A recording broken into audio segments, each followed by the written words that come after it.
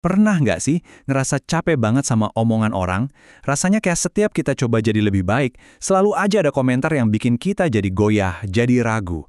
Nah, di pembahasan kali ini, kita bakal kupas tuntas soal beban penghakiman ini dan gimana caranya kita bisa nemuin kekuatan buat tetap berdiri teguh. Caranya, lewat sebuah kisah yang luar biasa kuat, yang bisa ngasih kita cara pandang baru. Yuk, kita mulai? Kita buka dengan kutipan yang, jujur aja, nusuk banget. Hidup baik itu tidak mudah. Bertobat itu tidak mudah. Ini kan relate banget ya sama kita semua. Perjuangan buat jadi lebih baik itu perjalanan yang berat. Dan anehnya, seringkali rintangan terbesarnya justru datang dari luar diri kita sendiri. Dan ya, ini dia dampaknya. Penilaian orang, entah itu cuma celetukan iseng, kritik yang katanya sih membangun, atau bahkan pujian sekalipun, ternyata bisa nguras energi kita habis-habisan. Tiba-tiba aja kita ngerasa lemah, lesu, dan semua semangat buat berbuat baik itu kayak menguap gitu aja. Usaha kita yang udah tulus, bisa langsung mandek cuma gara-gara kata-kata orang.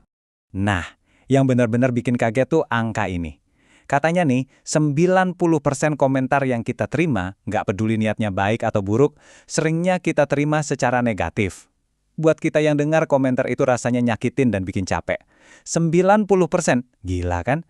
Angka sebesar itu nunjukin betapa sensitifnya kita sama penilaian dari luar. Terus, gimana dong cara ngadepin tekanan kayak gini? Buat nyari jawabannya, yuk kita mundur jauh ke belakang ke sebuah kisah kuno yang luar biasa. Kasus Yesus di Galilea.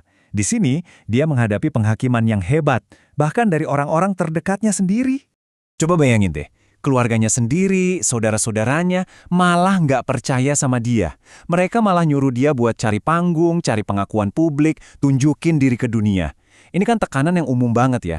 Dorongan supaya kita ngebuktiin diri sesuai standar orang lain. Tapi coba perhatiin jawabannya. Dia nggak reaktif.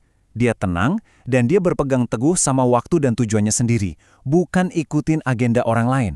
Nah, tindakannya ini benar-benar ngejelasin semuanya. Meskipun ada tekanan buat tampil, buat pamer, ia milih buat bergerak sesuai keyakinannya, bukan buat pertunjukan. Dia tetap pergi, tapi dengan caranya sendiri, pada waktunya sendiri.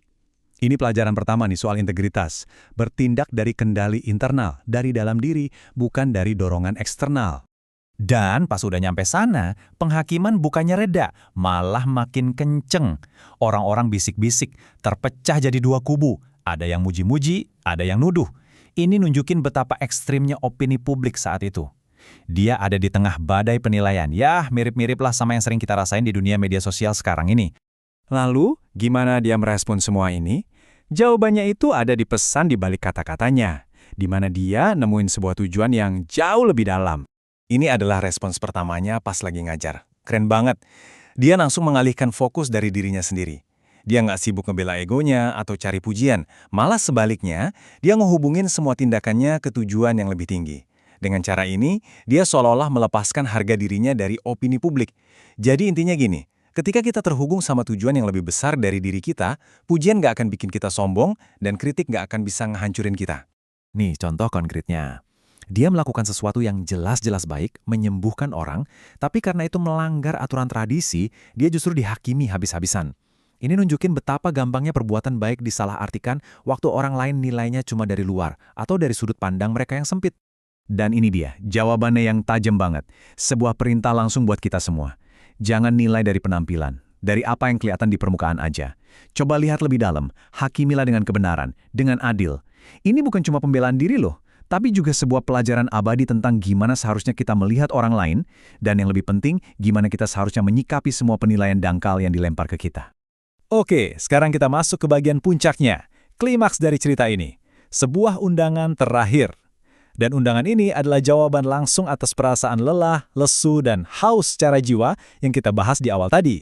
Di tengah semua keramaian yang ngejudge dia justru berdiri dan nawarin solusi. Perhatiin deh kata yang dia pakai, haus. Ini jelas bukan soal haus fisik kan? Ini adalah kehausan jiwa yang capek karena terus-terusan berusaha hidup baik di dunia yang penuh penghakiman. Ini adalah sebuah undangan untuk menemukan sumber kekuatan yang sama sekali berbeda.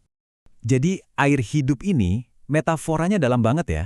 Ini adalah sumber kekuatan dari dalam diri, sebuah keyakinan dan tujuan yang begitu dalam, sampai hiruk-pikuk opini di luar sana nggak bisa nyentuh kita lagi.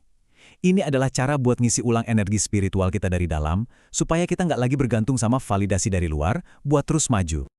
Dan kita tutup dengan pertanyaan ini, buat kita semua renungin. Kisah tadi nawarin satu jawaban, terhubung dengan tujuan yang lebih tinggi dan minum dari air hidup di dalam diri. Tapi pertanyaannya tetap sama untuk kita semua hari ini. Ketika kata-kata orang lain rasanya berat banget, ketika kamu ngerasa lelah dan pengen nyerah, dari mana kamu ngambil kekuatan buat tetap berdiri teguh?